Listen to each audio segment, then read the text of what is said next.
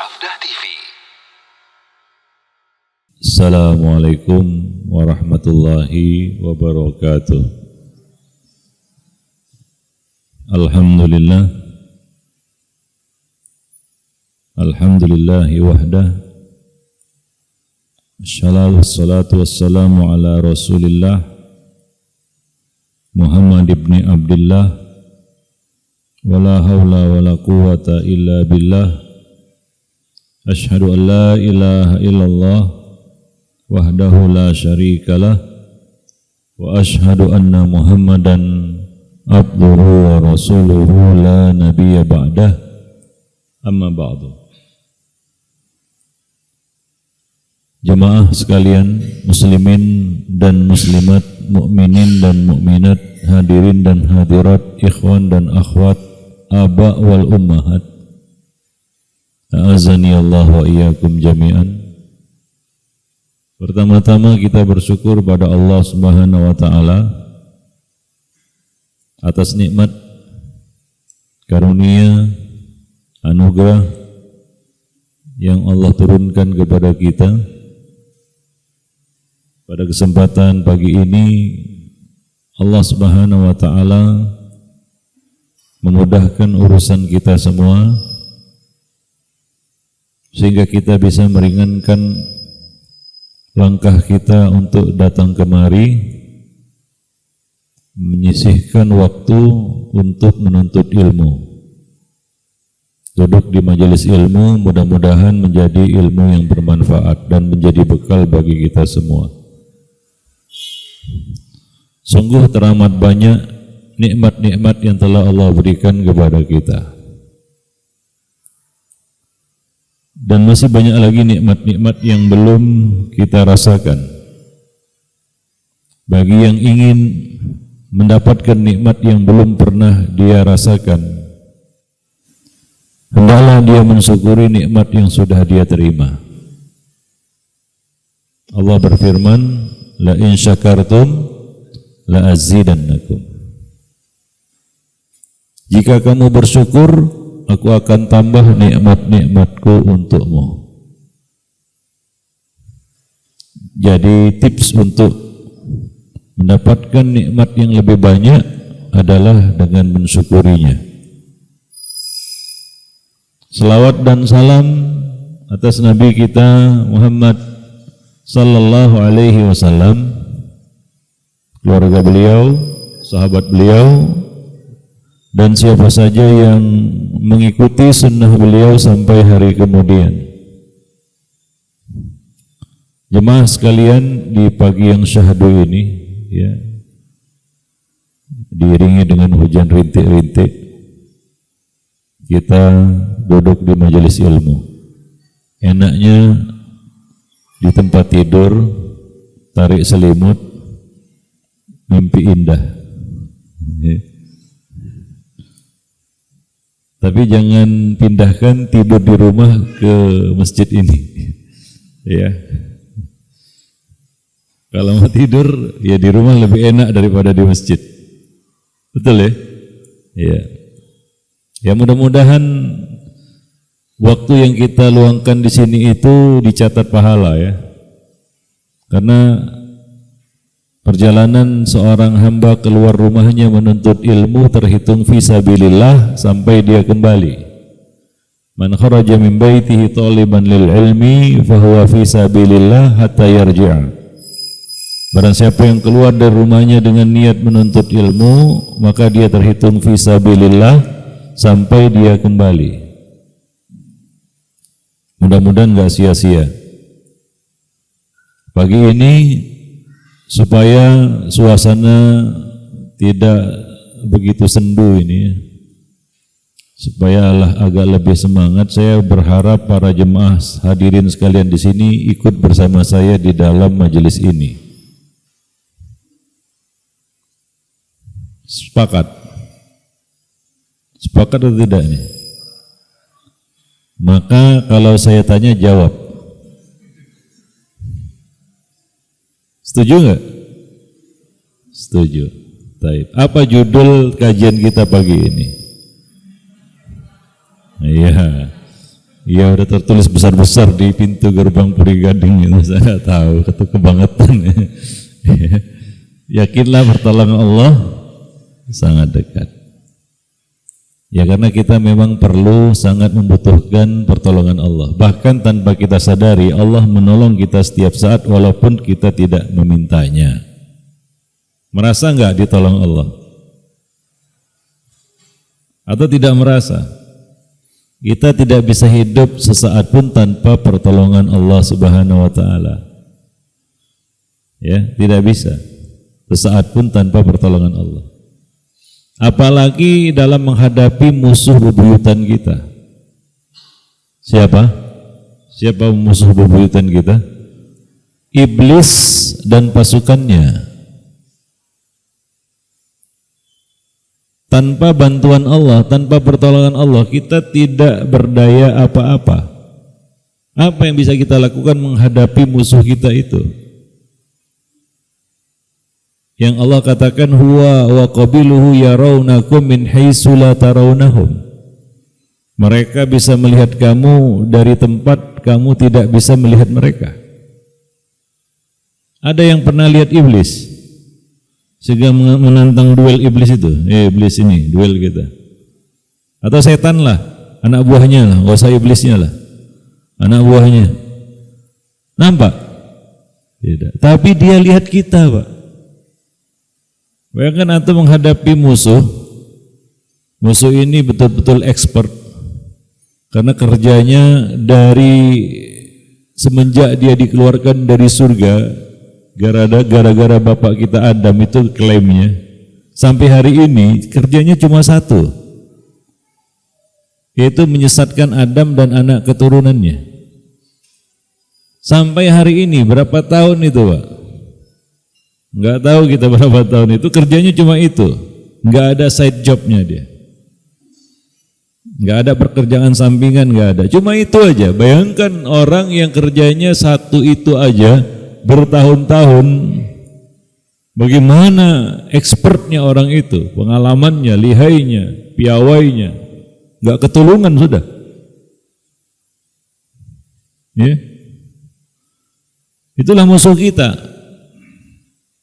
Dan dia melihat kita, kita tidak melihat dia. Ibarat kita bertarung dengan seseorang yang sangat mahir, mungkin sudah ban hitam, ya, atau dan berapa gitu, dan seterusnya. Sementara kita nggak bisa apa-apa, gerak badan sedikit pun sudah keselio, udah sakit sana sini. Lalu mata kita ditutup dan kita disuruh menghadapi orang ini. Kira-kira gimana itu? Babak belur, Pak, kupak kape, nggak bentuk udah. Betul nggak? Bisa menang? Tipis. Kalau nggak dibantu, nggak akan menang itu. Nah, kita juga menghadapi musuh kita itu seperti itu. Tanpa bantuan Allah, nggak mungkin kita bisa menang melawan iblis ini. Ya, nah demikian, Pak, para jemaah yang dimuliakan. Jadi kita ini sebenarnya tidak lepas dari bantuan Allah, dari pertolongan Allah Subhanahu Wa Taala. Ya, nah demikian. Dan memang manusia itu diciptakan lemah. Wa khuliqal insanu dha'ifa. Kenapa manusia diciptakan punya sifat seperti itu? Karena agar mereka merasakan Allah, kebutuhannya kepada Allah, bahwa dia perlu Allah penciptanya. Ya. Supaya manusia itu tidak jumawa dan merasa semuanya bisa dia lakukan sendiri tanpa bantuan orang lain, tanpa bantuan penciptanya, enggak mungkin. Para jemaah yang dimuliakan Allah. Nah, tapi kita akan bicarakan bantuan Allah yang mungkin lebih spesial, ya, yang lebih spesifik, di mana seorang hamba itu mengharapkan bantuan Allah Subhanahu wa taala, pertolongan Allah Subhanahu wa taala. Kalau saya boleh bertanya, manusia itu diciptakan untuk apa? Untuk apa Allah menciptakan anak Adam ini, kita manusia, untuk apa? Akhwat, untuk apa kita diciptakan? Kayaknya muttafaqun alaih, ijma ijma para akhwat. Ya, sekarang ikhwan, kita diciptakan untuk apa?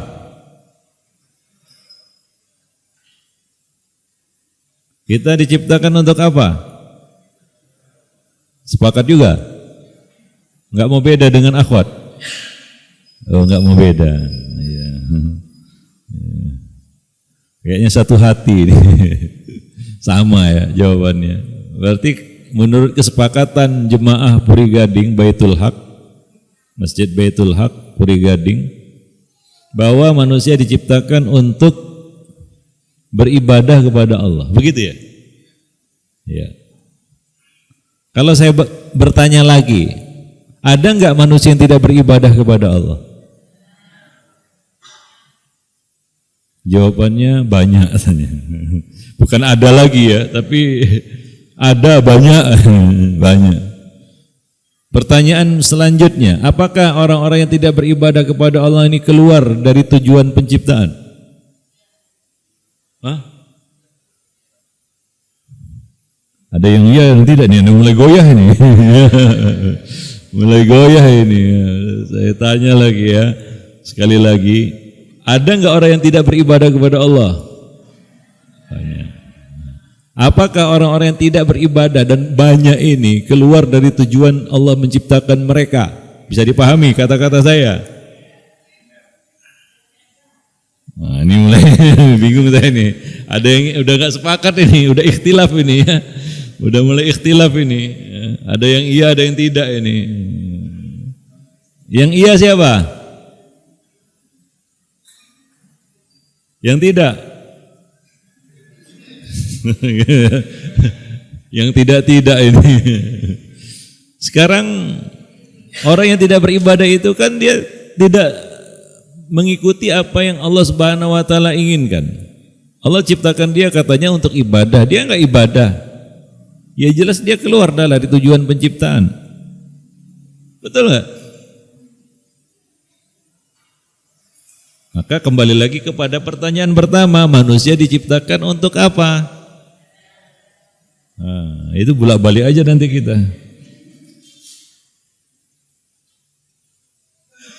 Enggak ada jawaban lain. Enggak ada jawaban lain. Saya ajak berpikir. Memang kalau biasa ngaji sama saya ini harus berpikir ini. Tanya-tanya, enggak bengong aja. Jawab, tapi bunyilah, jangan enggak bunyi. Tapi enggak ada jawaban lain, saya kasih jawaban lah. Manusia diciptakan untuk diuji. Manusia diciptakan untuk diuji. Ada manusia yang tidak diuji. Untuk itulah manusia diciptakan. Manusia diciptakan untuk diuji. Siapapun dia, yang kafir maupun yang muslim, yang beribadah maupun yang enggak beribadah, semuanya diuji. Datangkan di sini manusia yang antum klaim dia tidak diuji sama Allah. Manusia ya, datangkan di sini atau sebutkan satu nama yang dia tidak diuji sama Allah, dia manusia tapi tidak diuji sama Allah Subhanahu wa taala. Kalau enggak bisa mendatangkannya, sebutkan satu nama lah, enggak usah banyak-banyak, satu nama aja yang antum bisa klaim ini Ustaz, dia keluar dari tujuan penciptaan yaitu diuji. Coba sebutkan satu nama, ada enggak? Kira-kira ada atau tidak? Tidak ada ya? Iya. Berarti antum sepakat sama saya bahwa manusia diciptakan untuk diuji. Itu tujuan Allah menciptakan kita. Kita diciptakan memang untuk diuji sama Allah. Karena hak Allah adalah menguji hamba-hambanya. Dan kewajiban kita adalah menjalani ujian. Itu kewajiban kita. Allah berfirman, "Inna khalaqnal insana min nutfatin amsyajin nabtalih." Sesungguhnya kami telah menciptakan manusia dari setetes mani yang bercampur, mani laki-laki dan mani perempuan. Untuk apa? Nabtalihi. Tujuannya adalah agar kami mengujinya. Jadi kita hadir di sini untuk menjalani ujian Allah Subhanahu wa taala. Merasa enggak diuji sama Allah? Ada ujian akhir. Iya.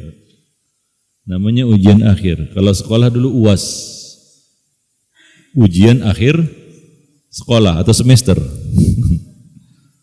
Ya. Kalau lulus ujian itu luluslah kan begitu ya. Kalau enggak ngulang kan begitu. Nah, ada juga ujian uah namanya. Ujian akhir hidup. Apa itu? Apa itu? Enggak tahu? Ya wajarlah karena antum belum diuji dengan ini, yaitu mati. Mati itu ujian terakhir, Pak. Siap? Ya kalau kita mau UAS harus siap-siap kan sebelum ujian, murojaah, ngulang-ngulang pelajaran, les sana les sini kan begitu ya. Macam-macam lah kita persiapkan supaya apa? Lulus ujian akhir sekolah. Nah, ada namanya ujian akhir hidup. Atau istilah lain namanya ujian mati. Itu ujian terakhir nanti yang akan kita jalani. Udah siap itu? Untuk ujian terakhir nanti. Berat itu. Setelah itu enggak ada ujian lagi sudah. Setelah itu enggak ada ujian lagi. Itu ujian terakhir itu. Yang menentukan itu. Ini bukan lulus tidak lulus ini. Ini surga neraka para jemaah yang dimuliakan Allah. Taib, ya. Karena Allah mengatakan kullu nafsin za'iqatul maut. Maka kita katakan tadi manusia memang diciptakan untuk diuji. Minimal kalau dia tidak merasa dapat ujian, dia pasti menjalani ujian mati.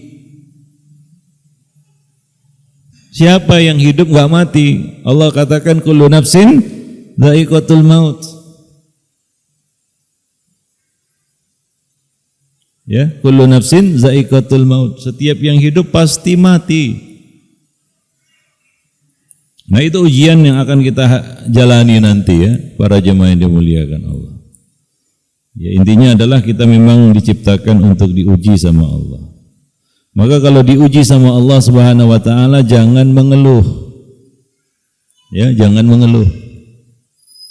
Jalani, itu kewajiban kita sebagai makhluk. Ya, maka coba lihat ya. Di dalam salat kita dianjurkan untuk membaca setelah tasyahud, setelah kita membaca tahiyat, tasyahud, kita dianjurkan untuk membaca doa. Kita berlindung dari 4 perkara. Apa saja? Dari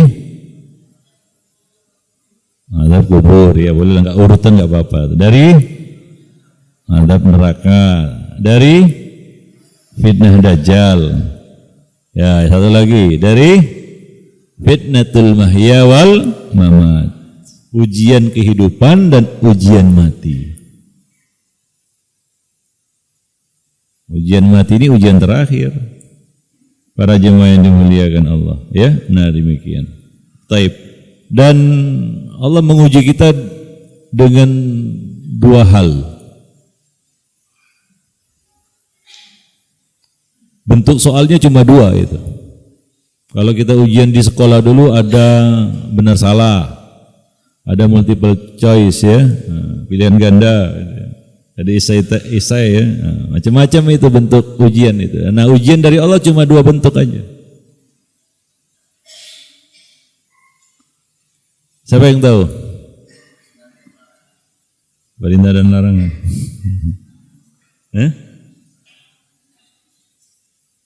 Kesenangan dan kesedihan.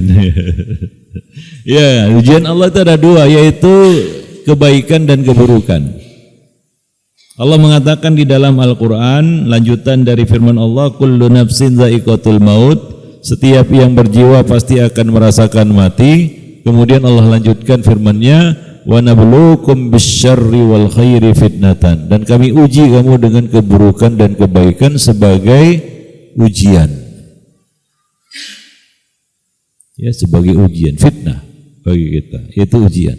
Itulah ujian yang kita jalani dalam hidup itu. Kadang-kadang kita diuji dengan kebaikan dan kadang-kadang kita diuji dengan keburukan. Kalau saya tanya, mana yang lebih berat, diuji dengan kebaikan atau dengan keburukan? Antum pilih mana? Diuji dengan kebaikan atau dengan keburukan?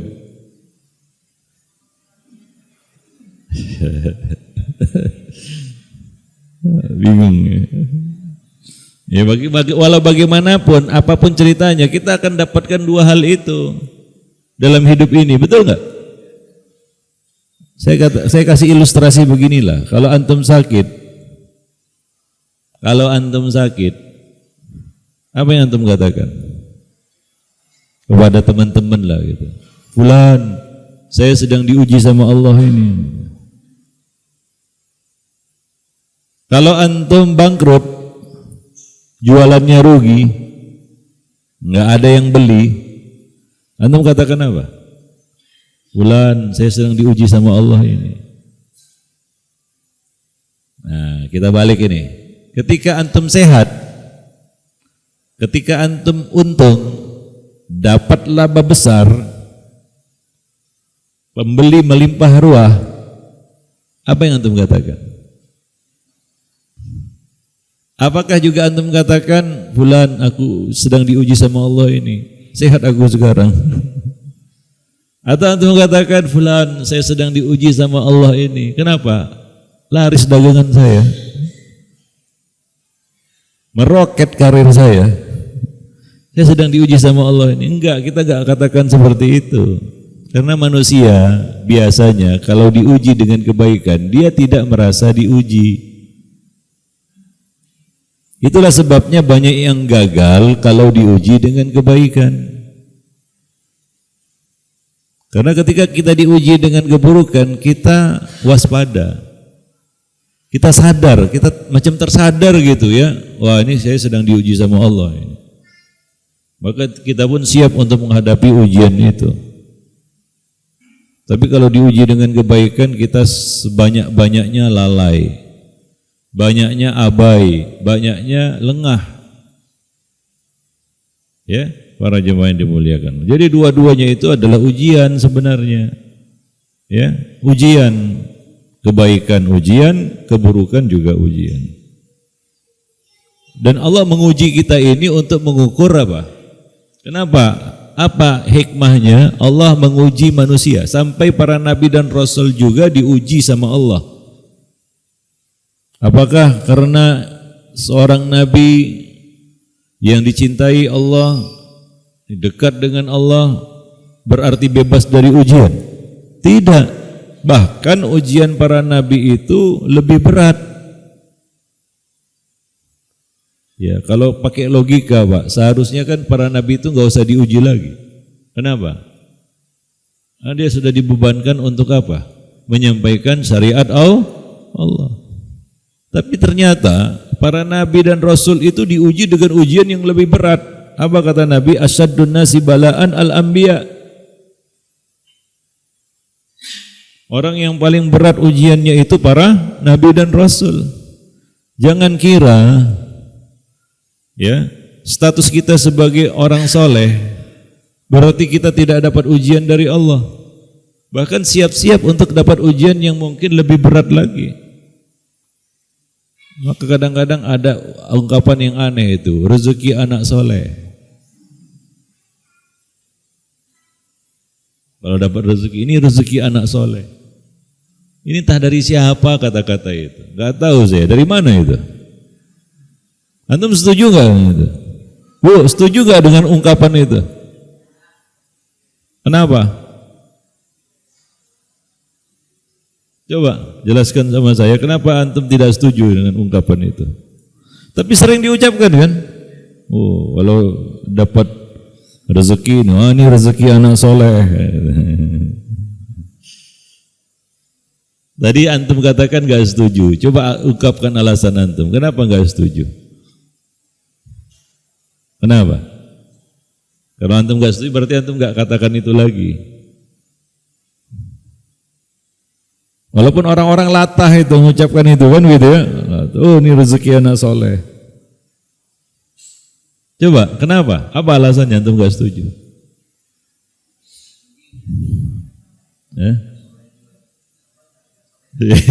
Rezeki itu bukan monopoli orang soleh, Pak ya. Ya itu, ya memang betul lah. Rezeki itu kan Allah berikan kepada semua. Ya, nah ini mengesankan ya bahwa kesolehan itu identik dengan rezeki. Berarti kalau nggak dapat rezeki ini nggak soleh.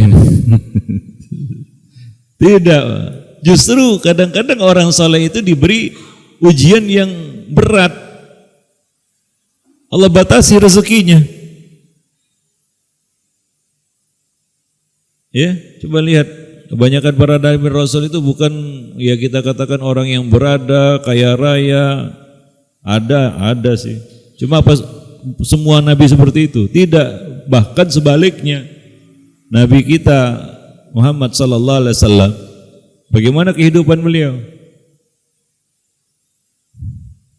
Apa di tangan beliau harta dunia? Enggak. Oh, kurang soleh Nabi, enggak dapat dunia. Enggak, Pak. Jadi ungkapan itu menyesatkan nanti, ya. Seolah-olah ya kita katakan kesolehan itu identik dengan rezeki.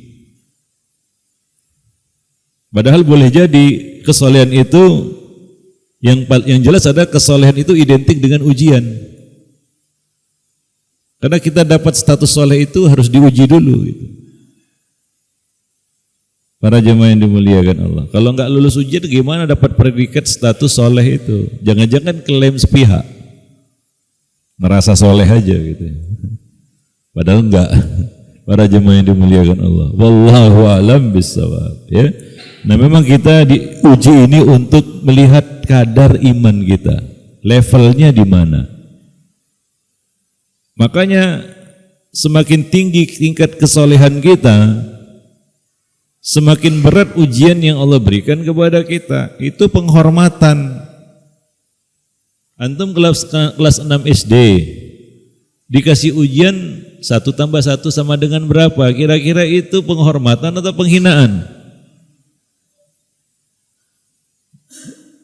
Ujian yang diberikan apa? 1 tambah 1 sama dengan, ini kelas 6 SD ini. Enggak seperti itu, ya. Memuliakan anak kelas 6 SD, Pak. Gimana cara memuliakan anak kelas 6 SD? Ya, kasihkan ujian yang sesuai dengan tingkatannya. Maka ketika Allah menguji kita, ya, dengan ujian yang kita pandang, wah ini tantangan ini ujian berat ini. Itulah level keimanan kita. Apa kata Allah? Ahsiban nas ayyutraku ayyaqulu amanna wa hum la yuftanun. Apakah manusia dibiarkan mengatakan, mengklaim sepihak, aku beriman sementara mereka belum diuji? Umat-umat sebelum kita diuji. Ya. Dan ujian yang Allah berikan itu luar biasa ya kepada orang-orang sebelum kita.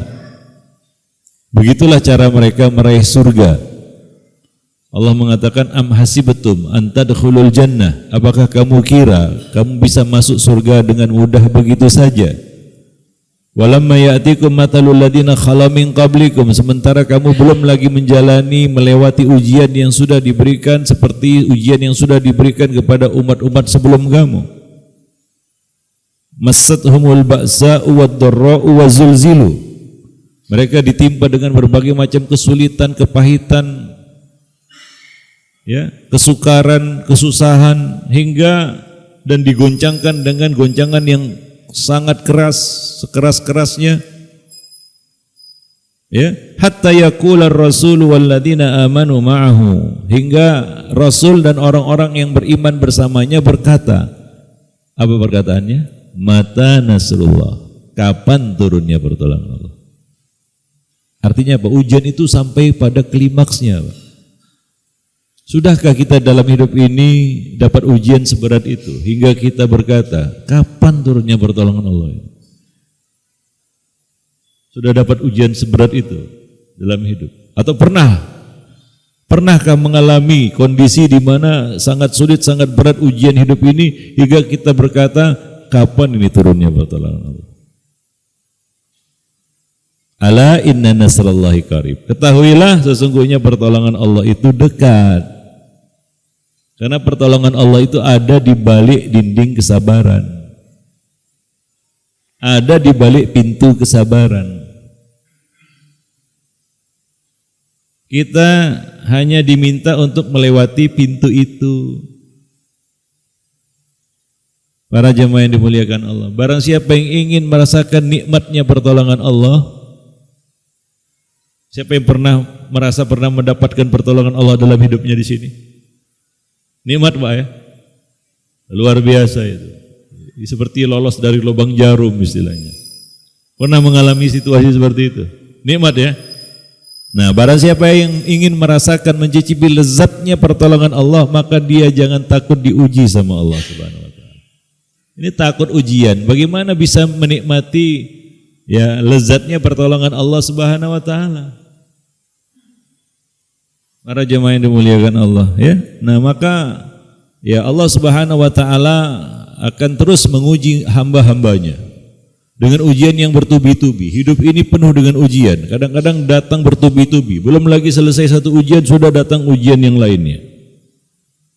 Ya, kita diuji dari berbagai hal. Ada yang diuji dengan orang dekatnya, ada yang diuji dengan karib kerabatnya, ada yang diuji dengan tetangganya, ada yang diuji melalui sahabat-sahabatnya.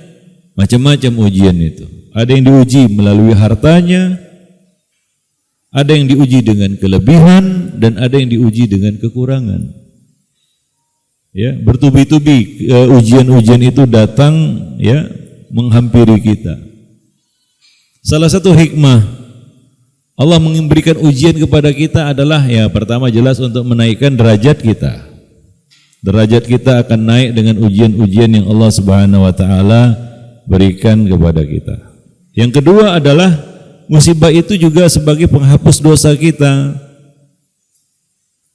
Melalui musibah itulah Allah menghapus dosa kita. Mungkin dosa kita sangat banyak, Pak. Minta ampun pun belum cukup untuk menghapus dosa-dosa itu. Ya maka kita perlu ujian supaya salah satu tujuannya adalah untuk menghapus dosa-dosa itu. Apa kata Nabi SAW dalam hadis? Innallaha la yabtali 'abdahu bis-saqami hatta yukaffiru dzalika anhu kulla dzambin. Sesungguhnya Allah benar-benar akan menguji hamba-hambanya dengan penyakit atau dengan kesusahan, dengan kesulitan hingga Allah menghapuskan setiap dosa darinya. Ya, demikian pula dalam hadis yang lain, ma yazalul bala'u bil mu'min wal mu'minah fi nafsihi wa waladihi wa malihi hatta yalqallah wa ma alaihi khati'ah. Bencana, musibah, ujian akan senantiasa menimpa orang mukmin dan mukminah, baik itu yang menimpa dirinya, anaknya atau hartanya, sehingga ia berjumpa dengan Allah Subhanahu wa taala dalam keadaan tidak ada dosa yang membebani dirinya. Itu hikmahnya ya. Maka berbaik sangka saja kepada Allah Subhanahu wa taala kalau kita ditimpa kesulitan, keburukan, sakit dan sejenisnya. Mungkin dengan cara itulah Allah Subhanahu wa taala ingin menghapus dosa-dosa kita yang sudah teramat banyak. Mungkin belum sempat kita bertaubat kepadanya. Belum sempat kita minta ampun kepada Allah Subhanahu wa taala, maka dikasih ujian itu. Tapi dengan catatan adalah kita bersabar menjalaninya. Karena pahala yang Allah sediakan di balik musibah itu syaratnya adalah apa? Sabar. Maka dikatakan innaman nasru ma'as sabri. Sesungguhnya pertolongan Allah itu datang turun bersama kesabaran. Harus sabar. Ya, harus sabar. Masalahnya adalah sabar itu tidak semudah yang dibayangkan. Sabar itu ringan di lisan tapi berat dalam kenyataan. Ya, kenyataannya berbicara kita sering kalah sabar. Kita sering enggak sabaran. Kita sering lepas kesabaran. Para jemaah yang dimuliakan Allah. Ya, kadang-kadang kita berkata, sudah habis kesabaranku. Sabar itu ada batasnya, atau kata-kata yang semakna dengan itu. Ya, semacam itu untuk pembenaran bagi diri kita untuk tidak sabar, untuk keluar dari kesabaran itu. Maka ketika seorang hamba keluar dari kesabaran itu, pertolongan Allah itu pun makin menjauh darinya. Dia akan semakin jauh dari pertolongan Allah Subhanahu wa taala. Maka yang kita perlukan sebenarnya bersabar. Ya, hingga kita akan mengatakan, inilah dia pertolongan Allah. Karena pertolongan Allah itu selalu last minute, Pak. Selalu turun di akhir, bukan di awal. Ya, pertolongan Allah itu selalu turun di akhir. Ya. Sampai kepada batas kesabaran kita yang paling maksimal itu. Karena tingkatan sabar manusia itu berbeda-beda. Yang paling tinggi tingkat kesabarannya siapa? Para nabi dan rasul. Para jemaah yang dimuliakan Allah, ya. Nah, demikian. Maka kita harus senantiasa melatih kesabaran kita. Sabar itu perlu dilatih. Karena kalau tidak dilatih, dia sering kelupaan, Pak. Seperti silat. Ada namanya jurus silat kampung manggis. Sudah kena babak belur lembam-lembam baru ditangkis. Udah masuk rumah sakit baru begini-begini, Pak. Ya, percuma. Itu namanya silat kampung manggis. Sudah kena babak belur baru ditangkis-tangkis. Itu akibat kurang latihan itu.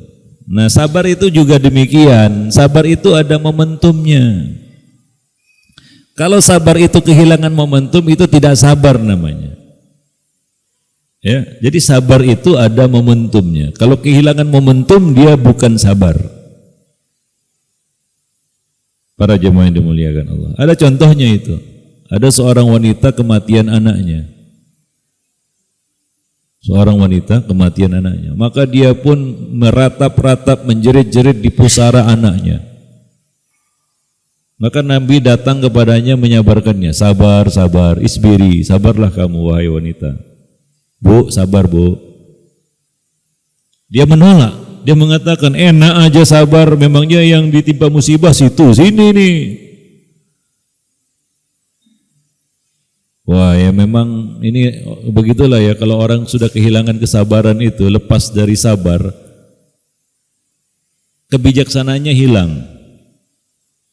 Ya, akalnya nggak bisa berfungsi dengan baik. Nabi tidak meladeni wanita ini, ibu ini. Nabi pulang. Maka sepeninggal Nabi orang-orang mengatakan, wah kamu nggak tahu itu tadi Nabi. Wah, dia pun terkejut. Waduh, Nabi. Maka dia pun buru-buru mendatangi rumah Nabi dan bertemu dengan Nabi dan berkata kepada Nabi, ya Rasulullah, sekarang saya sabar. Sabar saya. Apa kata Nabi? Bu, sabar itu tadi.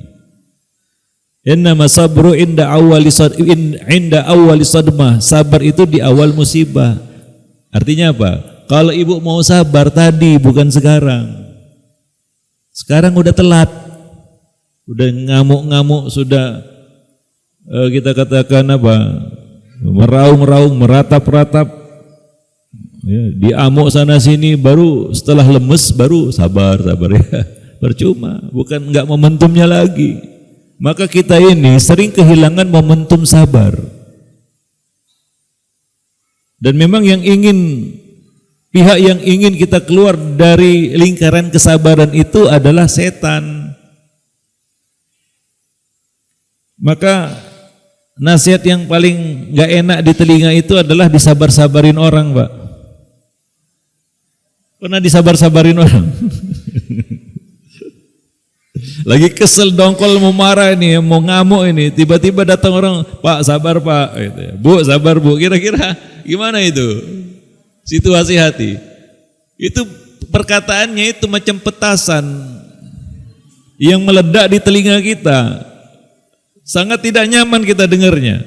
Mau ngamuk aja rasanya sama orang ini, enak aja sabar-sabar, memangnya dia bisa sabar?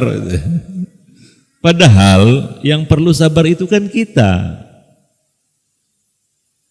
Apa yang dilakukannya itu sudah benar, dia mengingatkan kita untuk sabar. Karena kita perlu sabar saat itu. Tapi respon kita kan sebaliknya, enak aja sabar-sabar, situlah ambillah sabar tuh. Ya kan? Enggak enak di telinga kita. Memang setan itu menyuarakannya seperti sesuatu yang enggak nyaman di telinga. Tapi kalau ajakan kepada dosa dan maksiat itu seperti harmoni simfoni yang indah di telinga itu. Tahu simfoni yang indah? Bisikan-bisikan jahat itu seperti simfoni yang indah di telinga itu. Ya. Misalnya apa? Contohnya ini, bisikan-bisikan jahat itu seperti simfoni yang indah itu. Provokator, Pak. Ini mau ngamuk ini ya, tiba-tiba ada yang manas-manasi, itu kayak semangat kita ya. Oh itu baru, seneng kali di sini. Waduh, kayak dikasih doping gitu. Tahu doping? Pernah nggak mau ngamuk, tiba-tiba ada yang memanas-manasi gitu. Kita pun tambah panas gitu. Oh, macam supporter dia gitu ya. Iya kan? Kita pun semangat itu, enak kali terdengar itu kita rindukan itu suara-suara seperti itu. Ayo Pak, sikat Pak, kapan lagi ya masa? Wah enak kali di sini ya. Oh enak kali itu memang. Semangat langsung gitu ya. Adrenalin itu pun terpacu gitu ya. Tambahlah besar ngamuknya gitu ya. Para jemaah yang dimuliakan Allah. Begitulah dia kenyataannya Pak. Ya, nah demikian. Jadi untuk menanti pertolongan Allah itu perlu sabar. Yang kita perlukan hanyalah bersabar sedikit saja. Turun pertolongan Allah itu. Tapi kadang-kadang itu yang membuyarkan pertolongan Allah turun kepada kita. Yaitu apa? Kita keluar dari kesabaran. Ada perkara yang bisa mematahkan langsung kesabaran kita. Apa itu coba? Kalau sudah seperti ini biasanya nggak sabar lagi sudah. Apa itu?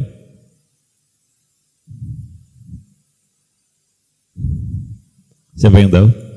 Nggak tahu. Baik. Mengeluh.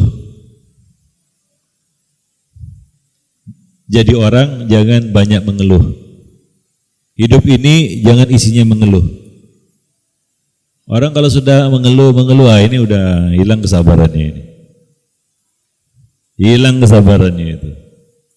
Para jemaah yang dimuliakan Allah. Ya, memang manusia itu diciptakan punya sifat itu. Apa kata Allah? Innal insana khuliqa halu'a. Manusia itu diciptakan memiliki sifat berkeluh kesah. Apapun dikeluhkan, nggak ada yang benar sudah. Dikasih hujan salah, dikasih panas salah.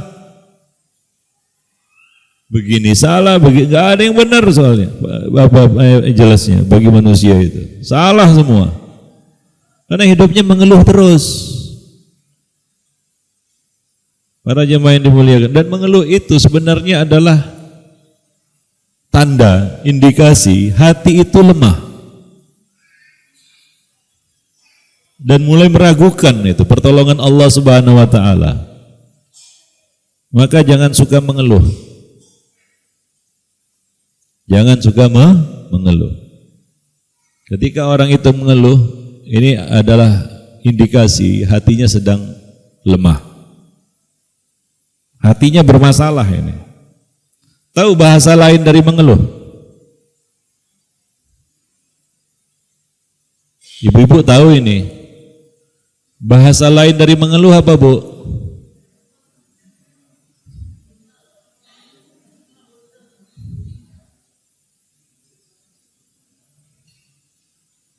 Saya yakin ibu-ibu tahu. Ibu-ibu nggak tahu? Akhwat nggak tahu? Iya.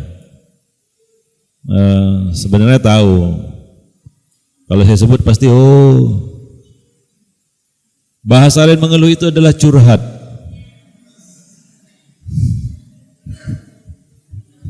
Maka ibu-ibu jangan sering-sering curhat, sikit-sikit curhat, curhat. Coba lihat, isi curhat itu apa? Mengeluh. Mengeluhkan ini, mengeluhkan itu. Yang paling banyak dikeluhkan adalah suami itu. Ya Bu ya? Ya. Mengeluhkan suami, mengeluhkan anak, mengeluhkan mertua, mengeluhkan tetangga, semualah. Saya punya pengalaman itu ya. Ada seorang ibu, akhwat, umahat, datang kepada saya. Ustadz, saya mau tanya-tanya. Saya katakan silakanlah. Silakan ibu mau nanya apa. Lalu mulailah dia bertanya. Rupanya curhat, Pak. Begini begitu dia mulai ngomong sini ngalor ngidul ya.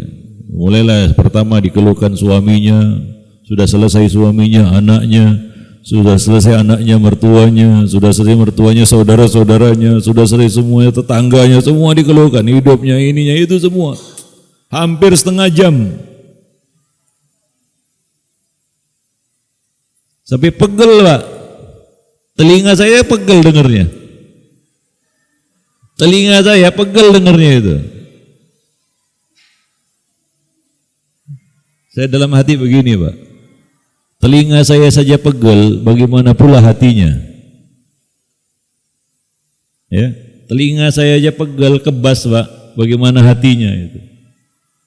Ya, maka ketika saya katakan, saya sadarkan ibu ini, Bu, sebenarnya pertanyaannya apa?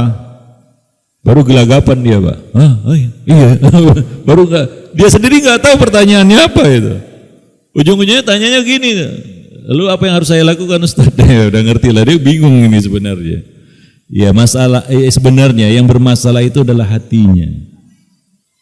Hatinya yang lemah. Ya, hatinya yang lemah. Maka saya pun nggak ngerti apa yang dia ceritakan itu tentang ini, tentang itu, banyak sekali pun disimpulkan juga susah. Ya. Maka saya kasih jawaban umum. Artinya apa? Saya menyoroti hati ibu ini. Ini sedang bermasalah. Sehingga begitu lemah, nggak bisa untuk bersabar. Tidak terhandle-nya untuk, karena jawabannya ya sabar, Bu. Kalau dikasih jawaban itu marah nanti. Ya pernah juga itu. Udah panjang curhat sana sini, ini itu dan lain sebagainya. Dia tanya, lalu saya harus bagaimana, Ustaz? Saya bilang ya sabar, Bu. Apa responnya? Cuma itu, Ustaz.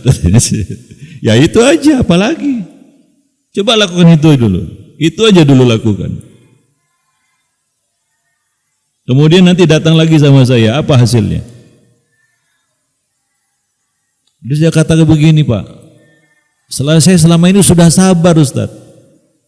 Gitu ya. Nah, saya lanjutkan, saya katakan kepadanya, lanjutkan. Tambah pusing dia. Masalahnya adalah hatinya sebenarnya. Ya memang jawabannya sabar. Datang pertolongan Allah itu kalau mau sabar. Tapi begitulah, ini mau ngamuk sebenarnya sama suaminya. Dia mau ngamuk sama keadaannya. Ketika disuruh sabar, dia jadi gelisah karena hatinya lemah. Dia enggak yakin pertolongan Allah itu turun dengan kesabaran. Innaman nasru ma'as sabri. Kita tahu teorinya, tapi kadang-kadang dalam kenyataannya itu sangat berat. Sehingga pertolongan Allah itu menjadi menjauh dari kita. Padahal dengan sabar sedikit saja turun pertolongan Allah itu. Para jemaah yang dimuliakan Allah. Tapi memang berat sabar itu ya. Para jemaah yang dimuliakan Allah. Maka para jemaah sekalian, ya, maka hidup itu jangan suka mengeluh. Apalagi yang di belakang ini para akhwat, ya, jangan suka mengeluh, terutama mengeluhkan suami. Bahaya. Tahu nggak ada hadis itu? Uritun nar wa ra'aitu aktsara ahlihan nisa. Pernah dengar hadis itu? Telah diperlihatkan kepadaku neraka dan aku lihat kebanyakan penghuninya adalah. Coba lanjutkan hadis itu. Diperlihatkan kepadaku neraka, kata Nabi, ini hadisnya sahih Bukhari Muslim. Dan aku lihat kebanyakan penghuninya adalah.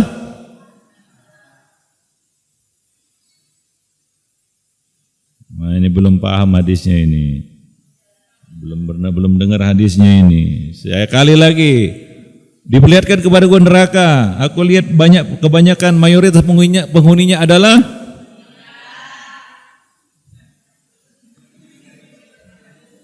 Bapak-bapak enggak jawab.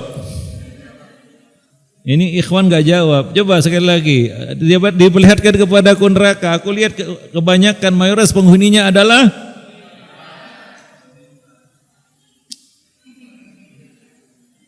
Jawabannya tidak sesuai dengan yang saya harapkan. Sekali lagi. Diperlihatkan kepadaku neraka dan aku lihat kebanyakan penghuninya adalah.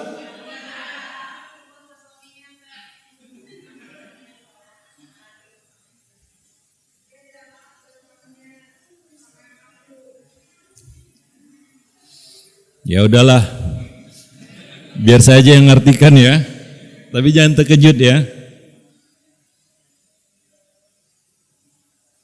Diperlihatkan kepadaku neraka dan aku lihat kebanyakan penghuninya adalah ibu-ibu.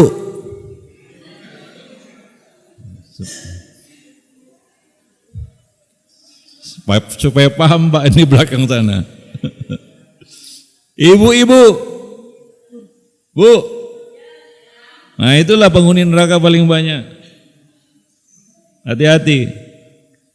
Nyesel nggak dengar hadis ini? Enggak. Harusnya bersyukur itu karena dapat bocorannya kan begitu ya. Kenapa mereka masuk neraka, banyak masuk neraka, ibu-ibu ini? Karena mereka kufur sama suami. Bukan kafir kepada Allah. Artinya ibu-ibu ini adalah ibu-ibu yang muslimah. Kalau ibu-ibu yang kafirah sudahlah masuk neraka karena kafirnya dia. Tapi ini ibu-ibu muslimah. Yang di belakang ini. Ya. Kenapa? Karena dia kufur sama suami. Hadis ini memperjelas lagi sebenarnya kalau kita lanjutkan. Apa lanjutan hadis Nabi tadi? Coba, siapa yang tahu? Yakfurnal ashir, mereka kufur sama suami. Lanjutannya apa coba? Terutama yang saya tanya ini yang di belakang ini. Ibu-ibu ini. Ibu, kenapa itu?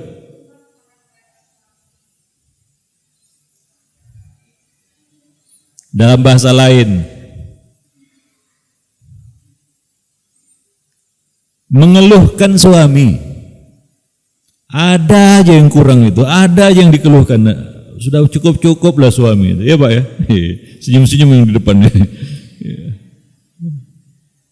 Ada aja yang kurang. Kata Nabi apa? Seandainya kamu berbuat baik 1 tahun penuh, gitu ya. Lalu dia lihat sedikit saja kurangnya, apa katanya? Aku tidak lihat kebaikan sama dari dirimu sama sekali. Maka hindari suka mengeluh, apalagi sama suami, Bu ya. Itu penyebab ya para wanita itu banyak masuk neraka. Itu bentuk kufurnya mereka kepada suami-suami mereka.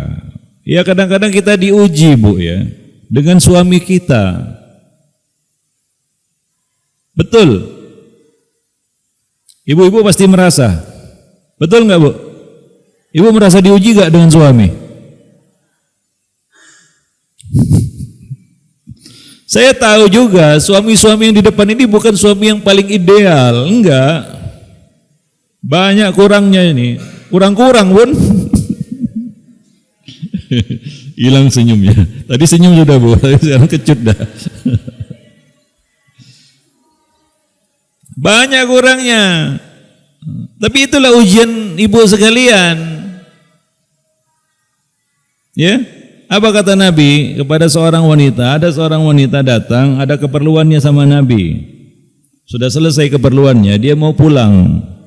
Sebelum pulang Nabi memanggilnya kembali. Mari sini dulu. Apakah kamu sudah bersuami? Tanya Nabi. Jawabnya apa? Sudah ya Rasulullah.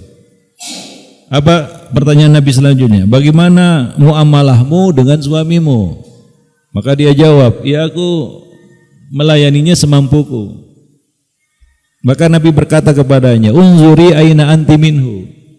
Coba perhatikan bagaimana muamalahmu kepada suamimu. Fa innahu jannatuki wa naruki. Karena suamimu itu adalah surgamu atau nerakamu. Ibu sekalian, bagaimana muamalahnya dengan suami? Baik-baik saja? Ada masalah? Atau gimana? Ya, sadarlah bahwa memang kita diuji, salah satu ujian kita adalah dari pasangan hidup kita sendiri. Dan itu ujian berat sebenarnya. Ya, ujian yang berat itu. Kata Nabi apa? Ini surga neraka ini. Laki-laki yang gagal diuji sama istrinya jadi dayus, nggak mencium aroma surga. Ada nggak para suami yang nggak mencium aroma surga? Ada. Siapa mereka? Dayus. Siapa itu dayus? Yaitu suami yang membiarkan kemungkaran terjadi di tengah-tengah keluarganya. Ya, kadang-kadang kita diuji itu dengan istri kita, Pak. Sudah diarahkan gini, waduh luar biasa. Ya kan? Nah, demikian juga sebaliknya. Ya, tadi Nabi juga mengatakan banyak wanita yang diuji dengan suaminya. Dan itu ujian yang berat. Para jemaah yang dimuliakan Allah. Wallahu a'lam bishawab, ya. Jadi salah satu ya kita katakan hikmah Allah menguji kita adalah agar ya Allah menghapus dosa-dosa kita. Ya, dan juga ya salah satu hikmah di balik musibah yang Allah turunkan kepada kita adalah bahwa itu adalah salah satu jalan bagi kita untuk menuju surga. Ya. Nabi SAW mengatakan dalam hadis qudsi, Ibnu Adam, in sabarta wahtasabta inda sadmatil ula lam arda tawaban dunal jannah. Allah berkata di dalam hadis qudsi, wahai anak Adam, jika kamu mau bersabar dan mengharap pahala ketika dapat musibah, maka aku tidak ridho bagimu pahala balasan selain surga. Ya. Nah, jadi itu mungkin salah satu cara Allah memasukkan hambanya ke dalam surga, yaitu Allah kasih ujian kepada hamba tersebut. Ya, Allah timpakan musibah kepada hamba tersebut. Para jemaah yang dimuliakan Allah. Nah, dalam hadis yang lain Allah mengatakan juga, mali abdil mu'min indi jazaun idza qabattu safiyahu min ahli dunya thumma ihtasabahu ilal jannah. Tidak ada balasan yang lebih pantas di sisiku bagi hambaku yang beriman jika aku mencabut ya nyawa orang kesayangannya dari penduduk dunia, kemudian dia mengharap pahala bersabar atas musibah itu, kecuali balasannya adalah surga. Ada seorang wanita datang kepada Nabi. Dia minta kepada Nabi, ya Rasulullah, doakan saya. Doakan saya supaya saya sembuh dari penyakit saya. Kenapa rupanya wanita ini? Dia kena penyakit ayan. Nabi kabulkan permintaannya. Apa beratnya bagi Nabi mendoakan wanita ini? Apakah permintaannya salah? Dia minta doa dari Nabi Ya Rasulullah, doakan saya sembuh dari penyakit saya. Itu penyakit ayan. Tahu ayan ya? Nah kalau kumat itu kan macam orang kesurupan ya. Ya seperti itu. Itu penyakitnya. Dia diuji dengan itu. Dia diuji dengan itu. Maka apakah Nabi berdoa untuk wanita ini? Tidak. Nabi kasih pilihan. Ya, jika kamu mau sabar, in syi'ti sabarti falakil jannah. Jika kamu mau bersabar, maka balasanmu adalah surga. Jika kamu mau aku doakan kamu sembuh.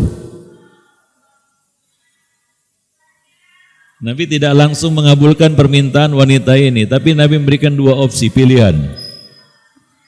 Mau didoakan sembuh atau bersabar masuk surga. Antum pilih mana kalau menghadapi situasi seperti itu? Ini Nabi yang berdoa sembuh itu. Atau bersabar masuk surga? Pilih mana? Pilih yang mana coba? Didoakan sembuh ya. Kalau manusia ini akal bulusnya luar biasa itu. Wah, saya pilih yang didoakan sembuh aja lah. Itu yang paling enak, didoakan sembuh kan bisa beribadah, nanti masuk surga juga. Gitu. Ini kan manusia ini begitulah akal bulusnya ya. Nabi memberikan dua pilihan, sabar surga, sembuh, didoakan sembuh. Ternyata apa yang dipilih oleh wanita ini? Dia pilih bersabar. Ya, dia pilih bersabar. Dia berkata, ya Rasulullah aku milih sabar. Cuma doakanlah kalau saya kumat dari ayan saya, aurat saya tidak tersingkap, maka Nabi pun mendoakannya. Itu tidak Nabi kasih opsi lagi. Langsung Nabi doakan itu kalau permintaannya itu. Tapi minta kesembuhan Nabi kasih dua opsi. Didoakan sembuh atau sabar masuk surga. Dari situ para ulama mengatakan bahwa berobat itu hukumnya mubah. Para jemaah yang dimuliakan Allah. Wallahu a'lam bissawab ya. Nah, demikian para jemaah yang dimuliakan Allah ya. Hikmah di balik musibah yang Allah Subhanahu wa taala turunkan kepada kita, hambanya. Nah, kemudian apa sebab-sebab turunnya pertolongan Allah Subhanahu wa taala?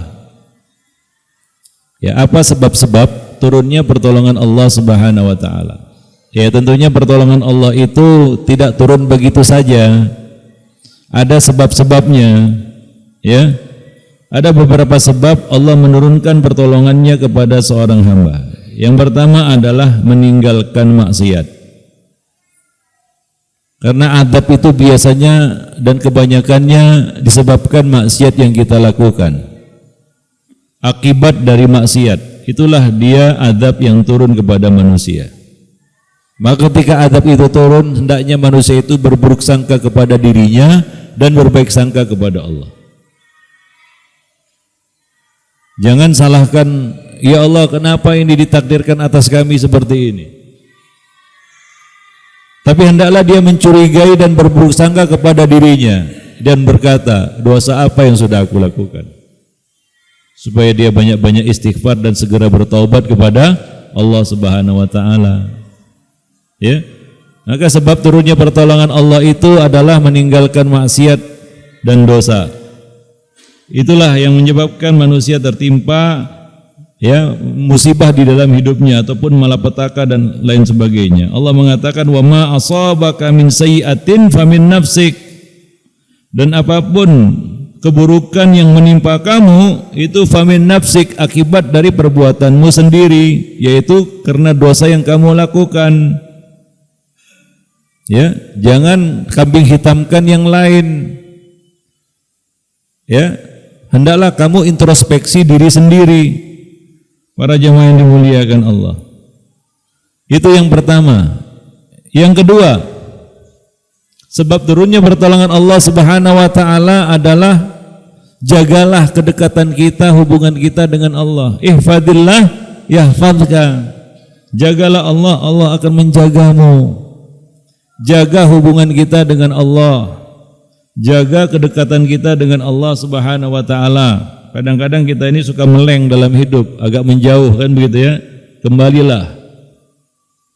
Ya, karena Allah Subhanahu wa taala akan menjaga kita selama kita menjaganya. Sebagaimana dikatakan oleh Ibnul Qayyim, kedudukan kita di sisi Allah itu berbanding lurus dengan kedudukan Allah di dalam hati kita. Kedudukan kita di sisi Allah itu sama dengan atau berbanding lurus dengan kedudukan Allah dalam hati kita. Coba periksa bagaimana kedudukan Allah dalam hati kita. Masih adakah tempat bagi Tuhan dalam hati? Atau memang sudah enggak ada tempat lagi? Sudah disingkirkan, sudah dienyahkan. Para jemaah yang dimuliakan Allah, wallahu a'lam bishawab. Kemudian yang ketiga, sebab turunnya pertolongan Allah adalah menolong agama Allah. Allah mengatakan in tansurullah yansurkum. Jika kamu menolong agama Allah, Allah akan menolong kamu. Wala yansurannallahu may yansuruh. Allah pasti menolong orang-orang yang menolong agamanya. Allah memang tidak perlu pertolongan manusia. Ya, agama ini milik Allah dan Allah akan menjaganya. Allah tidak butuh bantuan manusia. Ya, hanya saja Allah Subhanahu wa taala memberikan kesempatan bagi siapa saja yang mau untuk bersaham di situ. Ya, menolong agama Allah Subhanahu wa taala. Kita enggak mau nolong agama Allah pun Allah akan datangkan ya hamba-hamba yang akan menolong agamanya. Kalau kita enggak mau lah misalnya, saya enggak mau. Manusia bukan kita aja. Allah akan datangkan orang-orang yang hamba-hambanya yang akan menolong agama ini. Yang kedua, walaupun semua manusia ya, enggak mau menolong agama Allah, Allah akan menolong agamanya dengan caranya. Nah, ini adalah kesempatan yang Allah berikan kepada siapa saja dari hamba-hambanya untuk bersaham. Balasannya apa? Allah akan menolong mereka. Ya, para jemaah yang dimuliakan Allah. Maka bantulah agama Allah apapun yang bisa kita lakukan. Ya, apapun yang bisa kita lakukan untuk membantu menolong agama Allah Subhanahu wa taala. Yang keempat, sebab turunnya pertolongan Allah adalah rasa tawakal kepada Allah Subhanahu wa taala, yaitu menyerahkan urusan kepada Allah, bersandar kepada Allah Subhanahu wa taala.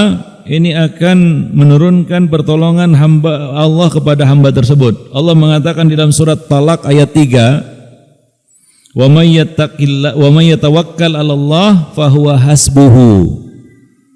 Barang siapa yang bertawakal kepada Allah, niscaya Allah akan mencukupkan keperluannya. Cukuplah Allah sebagai penolongnya.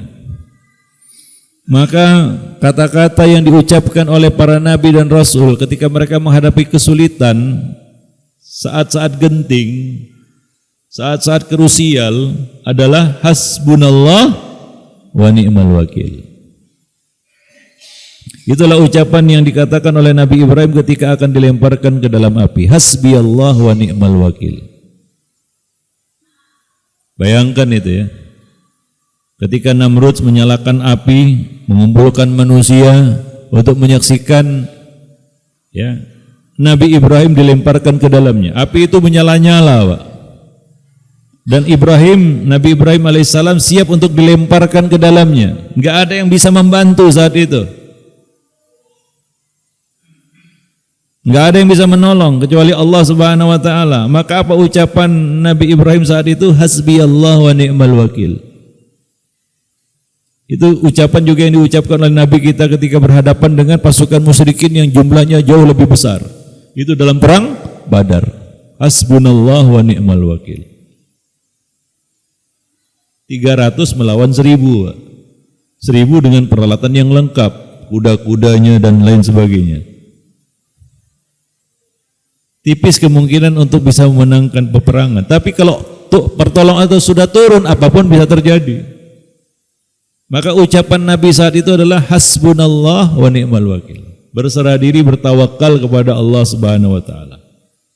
Ya, nah demikian. Itu juga yang diucapkan oleh Nabi Ibrahim ketika akan dilemparkan ke dalam api. Coba lihat kisahnya. Ketika Nabi Ibrahim akan dilemparkan ke dalam api, apakah gak jadi dilemparkan? Karena tiba-tiba saja Namrud berubah pikiran. Enggak. Namrud gak berubah pikiran. Dia memang bersikukuh untuk melemparkan Nabi Ibrahim gak ada ampunan, no mercy for you istilahnya. Tidak ada maaf bagimu, sudah. Karena dia geram sekali, marah sekali karena Nabi Ibrahim menghancurkan patung-patung mereka, Tuhan-Tuhan mereka. Gemes sekali sudah.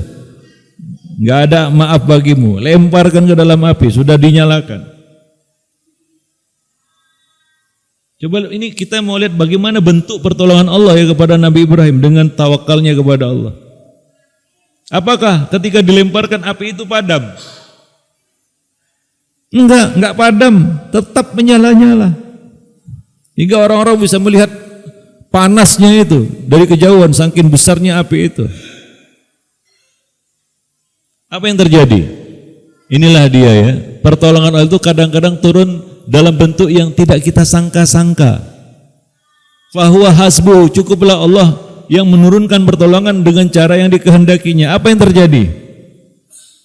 Apa yang Allah ceritakan di dalam Al-Quran? Allah berkata kepada api itu, ya narukuni barda. Hai api, jadilah dingin. Api itu tetap menyala tapi dingin, Pak, bagi Nabi Ibrahim. Tidak membakarnya, tidak menghanguskannya. Begitulah bentuk turunnya pertolongan Allah. Ya tidak kita mau didekatkan ke api tiba-tiba apinya padam gitu ya. Oh, enggak berani menyentuh. Enggak, tetap menyala-nyala. Orang-orang ngeri ngelihatnya. Tapi sesuatu yang tidak diketahui oleh manusia. Ketika dilemparkan ke situ, Allah berkata kepada api tersebut, ya hai api, jadilah dingin.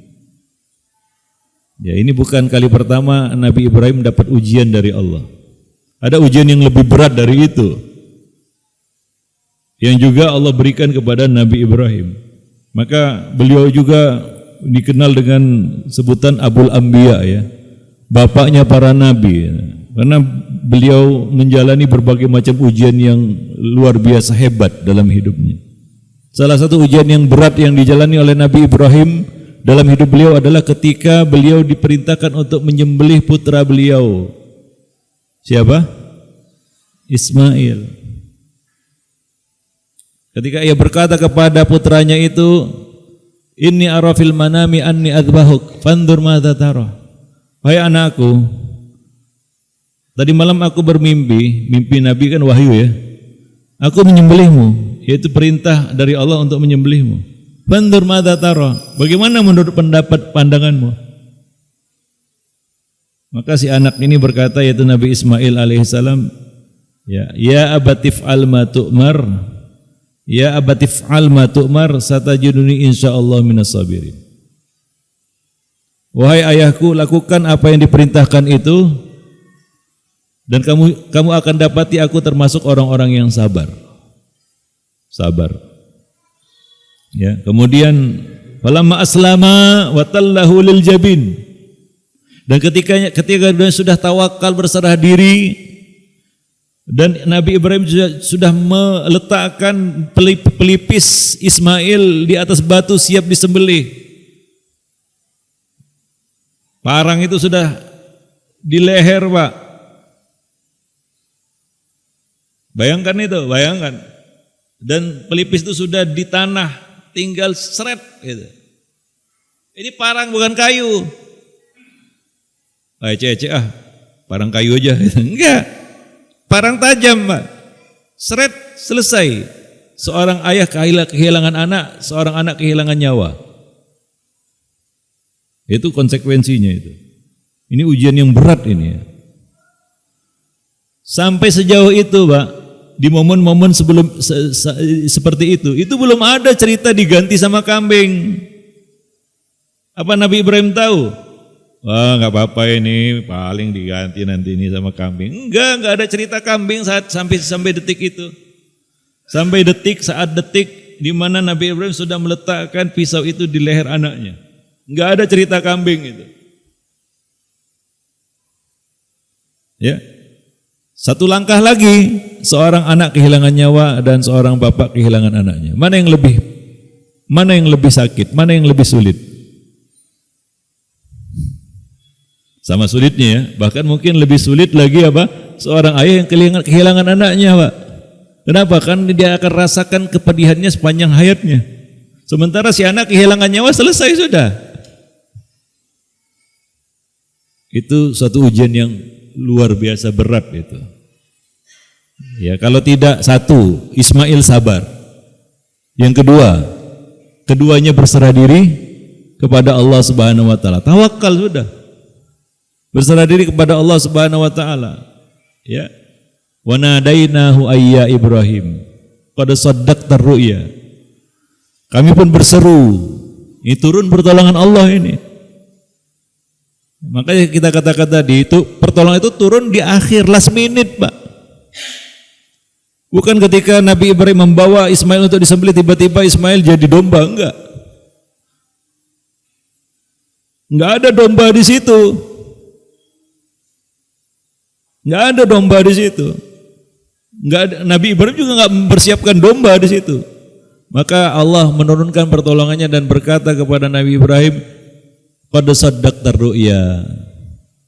Kamu telah membenarkan tasdik terhadap mimpi itu. Maka kami pun menggantinya fadainahu bidzibhin azim. Kami ganti ya anak itu dengan sembelihan yang besar. Ya ketika mau tinggal serot, Pak, berganti jadi apa? Domba. Turun pertolongan Allah di saat-saat kritis. Hingga mungkin saat itu ini mata Nasrullah. Kapan turunnya pertolongan Allah? Kalau dilakukan selesai ini sudah. Begitulah pertolongan Allah itu turun, Pak. Ya, enggak mudah. Memang harus sabar. Maka apa kata Ismail ketika ayahnya mengatakan aku diperintahkan untuk menyembelihmu? Apa kata Nabi Ismail?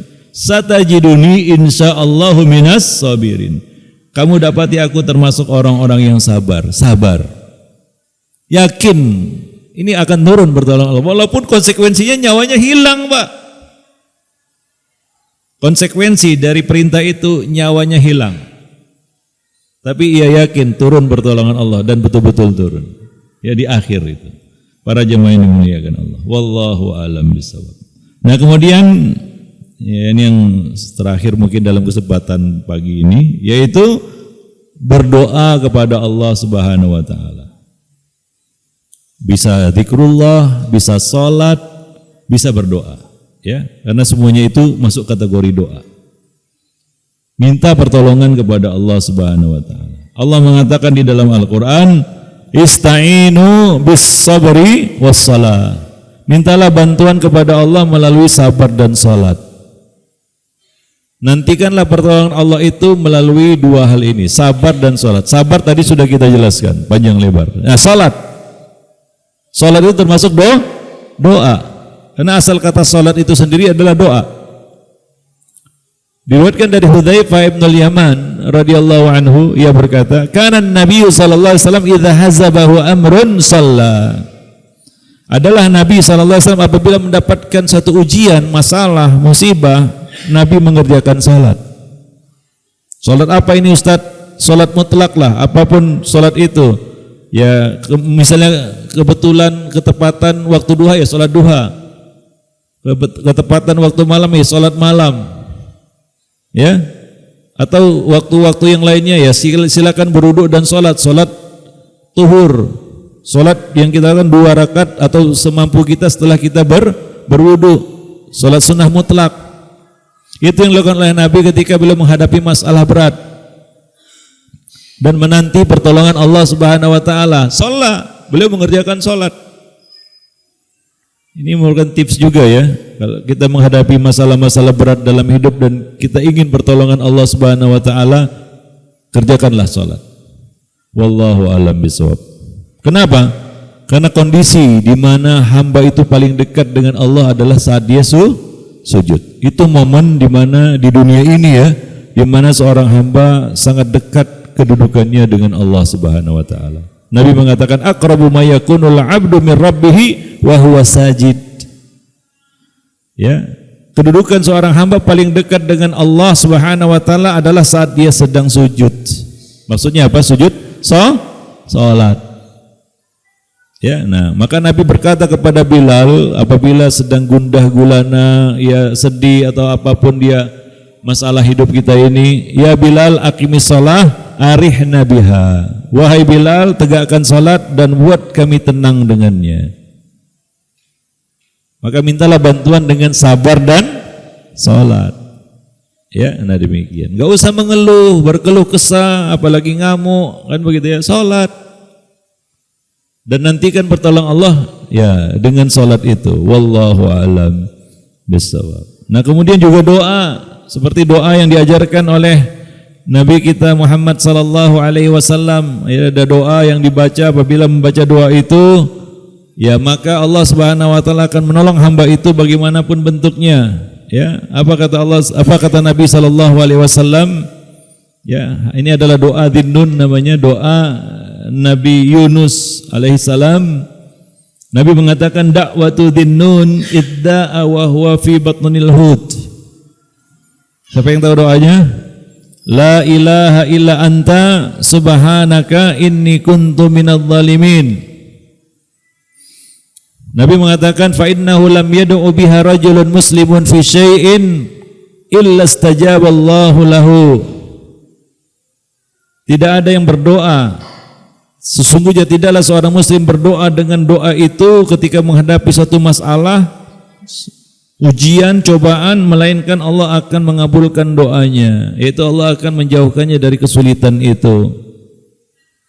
Ini yang dilakukan oleh Nabi Yunus ya alaihi salam. Ya, maka bacalah doa itu. La ilaha illa anta subhanaka inni kuntu minadh dhalimin. Ya. Hafal ya doa itu ya. Baca doa itu. Apa sih sebab Nabi Yunus mengucapkan dan membaca doa itu? Ya, yaitu ketika apa? Ya, ini Nabi Yunus ya, afwan. Nabi Yunus ini diuji sama Allah. Ia berdakwah namun enggak ada orang yang mau mengikuti seruannya. Maka ia marah pada kaumnya. Ini ujian memang.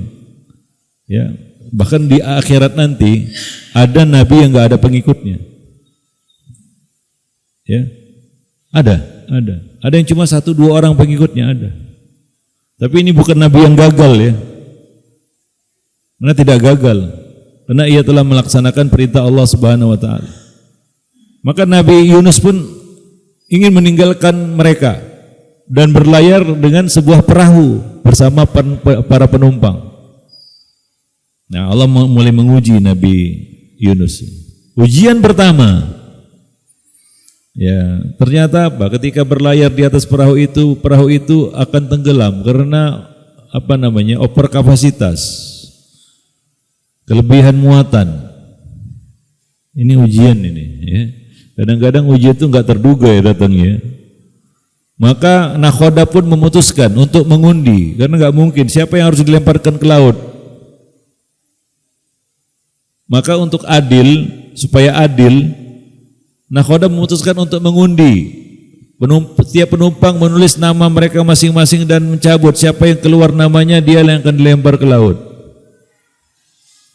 Maka diundilah itu. Cabut itu. Buka. Yunus. Orang-orang lihat ini enggak tega ngelempar orang soleh ini ya. Ulang lagi 2 kali.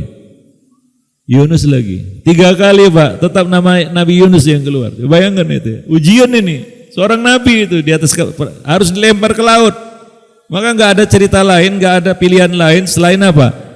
Mereka melemparkan Nabi Yunus demi keadilan ya ke laut itu. Enggak mungkin dijadikan tumbal yang lainnya gitu ya. Ini aja yang dilempar ke laut ini. Gantinya Nabi Yunus enggak. Akhirnya betul-betul Nabi Yunus dilemparkan ke laut, Pak. Jebur. Pernah enggak dilemparkan ke laut tengah laut ya, enggak nampak daratan antum dilemparkan di situ. Kira-kira bisa selamat enggak? Lu ditinggallah sama perahunya gitu ya. Gak mungkin naik lagi kan gitu ya, ditinggal tengah laut itu, gak nampak daratan sudah. Ya. Itu ujian pertama. Berat nggak itu? Berat itu. Nah, ujian kedua belum selesai sampai di situ. Begitu dilempar ke laut,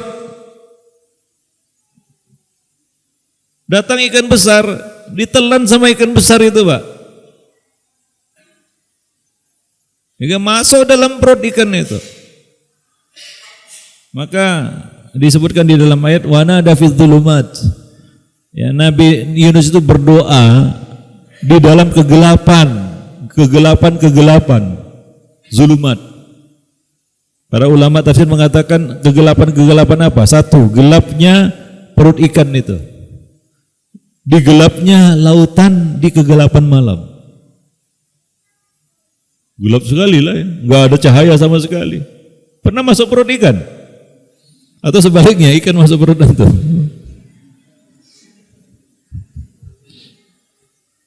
Nggak ada cahaya, Pak. Gelap. Teriak minta tolong pun gak ada yang dengar itu sudah. Siapa yang dengar itu ya? Siapa yang tahu juga bahwa Nabi Yunus ada dalam perut ikan itu? Maka beliau berdoa di kegelapan itu. La ilaha illa anta subhanaka inni kuntu minadz dzalimin. Itu yang dibaca terus oleh Nabi Yunus. Ini faedah ya. Apakah Nabi Yunus minta kepada Allah, ya Allah keluarkan aku dari perut ikan ini? Enggak. Karena doa itu ada dua ya, doa masalah, doa ibadah. Doa masalah itu adalah doa yang ada isinya permintaan itu, ada yang kita minta kepada Allah. Adapun doa ibadah, doa yang berisi pengagungan, pemahasucian Allah Subhanahu wa taala, takdis, ta'zim, tasbih, takbir dan tahmid dan sejenisnya. Enggak ada isinya permintaan. Saya tanya, apa jenis doa Nabi Ibrahim dalam perut jenis doa Nabi Yunus dalam perut ikan itu? Doa ibadah atau doa masalah? Doa ibadah. Kenapa Nabi Yunus tidak memilih doa masalah aja? Kan beliau ada masalah ini, perlu meminta sesuatu, tapi beliau tidak meminta apa-apa. Dan Nabi Yunus memilih melantunkan doa, memilih doa ibadah daripada doa masalah. Hal yang sama juga terjadi pada Nabi Ayub ketika diuji dengan sakit. Nabi Ayub tidak pernah berdoa kepada Allah minta sembuh, enggak. Apa doa Nabi Ayub? Rabbi inni massaniyad dur fa anta arhamur rahimin. Ya Allah, aku tertimpa sakit dan Engkau adalah Rabb yang paling penyayang di antara para penyayang. Ada isinya Nabi Ayub minta sembuh? Enggak. Jadi Nabi Ayub juga memilih doa ibadah. Kalau kita dapat masalah, kita kira-kira ya, doa yang kita pilih yang mana? Doa ibadah atau doa masalah? Kenapa? Jelas to the point gitu. Gak sabar sebenarnya, maunya ya langsung minta, ya Allah selamatkan aku dari ini, dari perut ikan ini kan gitu ya. Tapi Nabi Yunus enggak.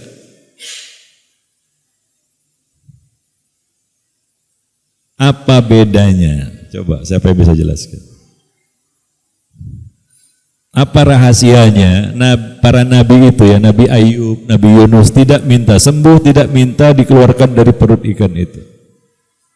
Dan memilih doa ibadah.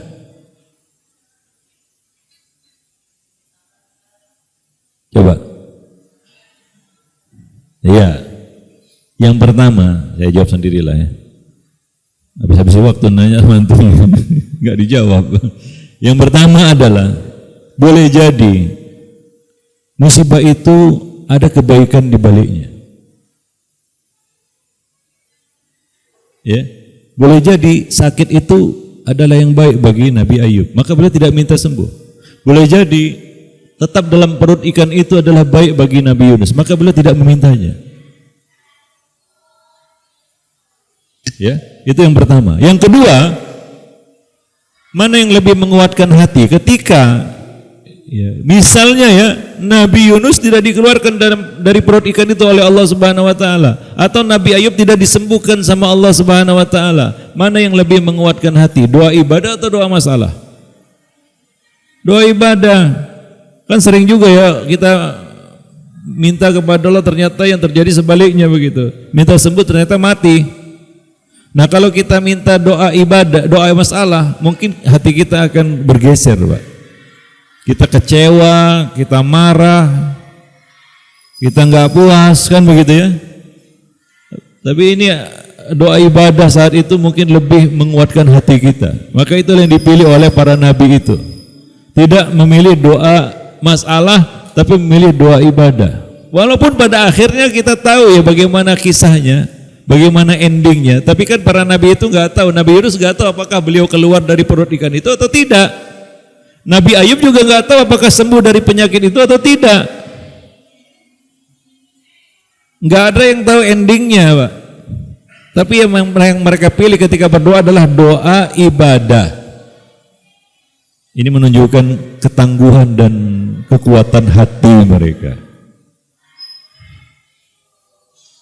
Makanya saya tanyakan tadi ya, kita semua ini kalau dapat musibah, yang kita pilih doa ibadah atau doa masalah? Ya kebanyakannya apa? Oh nggak sabar udah minta langsung to the point sama Allah, ya Allah, ya selamatkanlah aku dari bencana ini, singkirkanlah ini dariku dan lain-lain sebagainya, sembuhkanlah aku, kan begitu ya. Ini pelajaran nih dari para nabi dan rasul, Pak. Luar biasa itu. Nabi Yunus terus berdoa, la ilaha illa anta subhanaka inni kuntu minadz zalimin. Coba lihat, memasucikan Allah, takrir, tasbih dan apa? I'tiraf ala dzambi, pengakuan dosa. Inni kuntu minadz zalimin. Enggak minta apa-apa sudah. Enggak ada yang diminta di situ. Diserahkan keputusannya kepada Allah mana yang terbaik. Mau tetap dalam perut ikan mungkin itu yang baik. Mau keluar mungkin itu yang baik, kita nggak tahu. Nabi Yunus nggak tahu. Maka diserahkan kepada Allah Subhanahu wa taala, maka beliau tidak minta apa-apa. Mau coba? Nanti kalau dapat ujian, jangan minta ya Allah, keluarkanlah aku dari ujian ini. Selamatkanlah aku dari musibah ini, tapi pilihlah doa ibadah. Para jemaah yang dimuliakan Allah. Dan ya ini hikmah ya. Kadang-kadang kita nggak bisa melihat hikmah di balik apa yang Allah tetapkan. Makanya ucapan seorang mukmin adalah bukan menggugat, bukan mengulik-ngulik takdir, bukan. Mengulik-ngulik ataupun mengutak-ngatik, membicarakan, mengomentari apa yang Allah tetapkan, bukan. Karena tidak semua apa yang Allah tetapkan itu, takdir Allah itu masuk dalam pikiran manusia, bisa dicerna oleh akal manusia.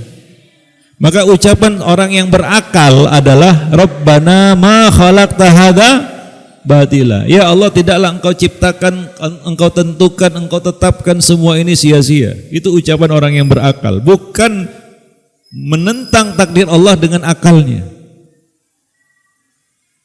Tapi berkata apa? Rabbana ma khalaqta hadza batila. Ya Allah, tidaklah engkau ciptakan ini sia-sia. Pasti ada hikmahnya. Para jemaah yang dimuliakan Allah, coba lihat kisah Nabi Yunus ini. Ya, ternyata apa? Ternyata musibah yang kedua adalah jawaban atas musibah yang pertama. Seringkali itu ya, kita dapat kayaknya ya, ujian bertubi-tubi ya. Di uji ini belum lagi selesai ujian ini sudah datang ujian yang lainnya. Padahal ternyata kalau kita mau berhusnuzon kepada Allah dan berkata Rabbana ma khalaqta hadza batila, ternyata apa? Musibah yang datang berikutnya itu adalah jawaban dari musibah yang telah Allah berikan sebelumnya. Kalau kita lihat ini kan dua-duanya musibah, dilempar ke laut musibah, dimakan ikan musibah. Tahu enggak? Ternyata apa? Dimakan ikan itu adalah jawaban, jalan keluar dari musibah yang pertama. Dimakan ikan, dibawa ikan mendekati daratan, dimuntahkan, selamat, Pak. Asal sabar aja, terus berdoa kepada Allah, doa ibadah ya. Dan pada akhirnya ikan itu membawa Nabi Yunus mendekati daratan dan dimuntahkan dan selamatlah Nabi Yunus. Bayangkan Pak ya, kalau nggak dimakan ikan, Antum dilempar ke laut, kira-kira tahan berapa lama berenang untuk mencari daratan? Tahan berapa lama? Jangan-jangan kita merasa itu daratan, kita sudah berenang capek-capek, ternyata daratan makin jauh. Karena nggak nampak itu ya, belum lagi ada ombak dan lain sebagainya. Yang ada adalah mungkin dasar lautan menjadi kuburan kita. Nah, Allah kasih musibah selanjutnya, sebenarnya itu jawaban dari musibah sebelumnya. Dalam hidup itu sering begitu, Pak. Kadang-kadang kita nggak tahu bagaimana turunnya pertolongan Allah. Ternyata turunnya pertolongan Allah melalui apa? Sesuatu yang kita anggap musibah berikutnya. Allah menolong Nabi Yunus gimana? Dengan menyuruh seekor ikan untuk menelannya. Ditelan, ternyata apa? Ikan itu membawa Nabi Yunus mendekati daratan dan dimuntahkan dan selamat. Maka kuncinya adalah, modalnya adalah berbaik sangka kepada Allah. Katakan Rabbana ma khalaqta hadza batila. Enggak ada sia-sia. Musibah bagaimanapun beratnya itu tidak sia-sia. Hanya saja kita kadang-kadang tidak mampu menyibak hikmah di balik ketetapan Allah Subhanahu wa taala. Ditambah lagi mungkin kita kurang sabar menjalaninya. Para jemaah dimuliakan Allah. Nah, demikiannya. Nah, itulah dia beberapa sebab Allah Subhanahu wa taala menurunkan pertolongannya kepada hamba-hambanya, ya. Nah, itu saja mungkin ya materi kita pada kesempatan pagi ini. Ya, mudah-mudahan bermanfaat bagi kita semua. Lebih dan kurang saya mohon maaf.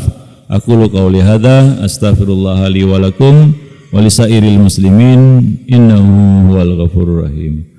Wallahu a'lam bisawab. Taib, sampai di sini saja ya pertemuan kita pada pagi ini. Mudah-mudahan bermanfaat bagi saya dan bagi antum semua, kita semua di sini. Mudah-mudahan menjadi amal soleh bagi kita, ilmu yang bermanfaat dan amal yang soleh. Subhanakallah bihamdik, asyhadu an la ilaha illa anta, astaghfiruka wa atubu ilaik. Assalamualaikum warahmatullahi wabarakatuh.